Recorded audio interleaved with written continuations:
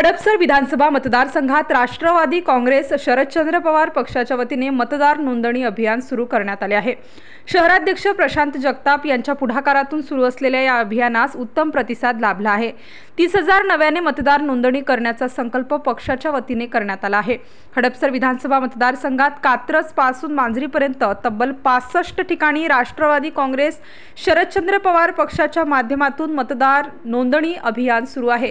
पक्षाचे शहराध्यक्ष प्रशांत जगताप यांच्या पुढाकारातून होत असलेल्या या अभियानामध्ये 11,000हून अधिक अर्ज जमा झाले असून 30,000 मतदारांची नोंदणी करणार असल्याचे जगताप यांनी सांगितले।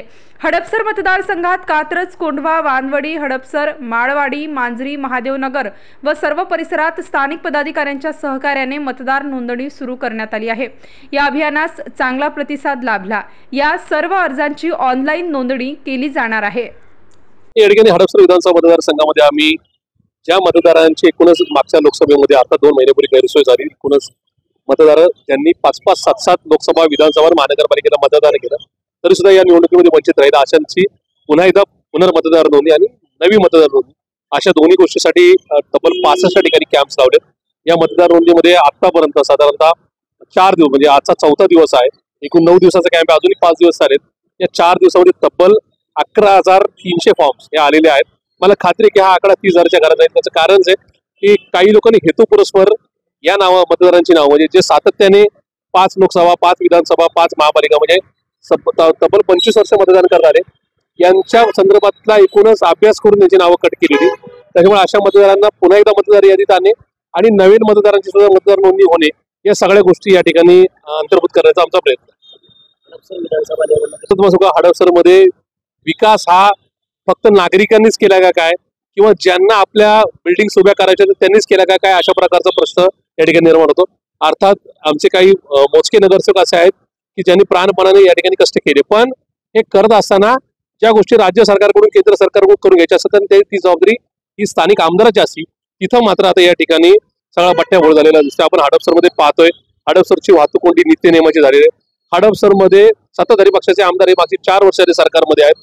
असं असताना सुद्धा इथली पाणी टंचाई दूर करण्यामध्ये त्यांना यश आलेलं नाही। हडपसरच्या वाहतूक कोंडीचा प्रश्न जो मुंडवा केशवनगरच्या एकूणच सिग्नल पासून जो सुरू होतो ते मांजरीपर्यंतची तीच परिस्थिती आहे। आपण आजही सय्यदनगर, ससानीनगर, काळेपडळ, मोहम्मदवाडीला आलो तरी तीच परिस्थिती तुम्हाला उद्भवलेली दिसेल।